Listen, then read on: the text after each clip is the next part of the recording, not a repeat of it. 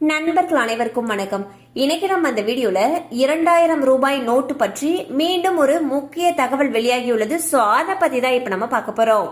2023 October முதல் வங்கிகளில் 2000 ரூபாய் நோட்டுகளை டெபாசிட் செய்வது நிறுத்தப்பட்டது. ஆனால் புழக்கத்தில் இருந்தவற்றில் 5956 கோடி மதிப்பிலான நோட்டுகள் திரும்ப வரவில்லை என்று RBI தெரிவித்துள்ளது.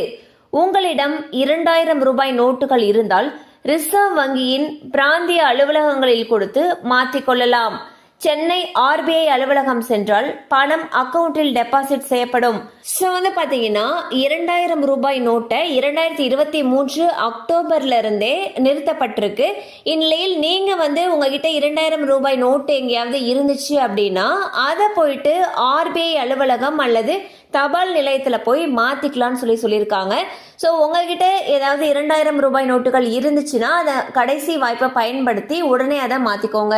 கண்டிப்பா அந்த அப்டேட் உங்களுக்கு பயனுள்ளதா இருந்திருக்கும் நம்புறோம். மேலும் இது போல அப்டேட்ஸ் உங்களை உடனே ரீச் ஆகணும்னு நினைச்சீங்கன்னா நம்ம சேனலோட தொடர்ந்து இணைந்திருங்கள்.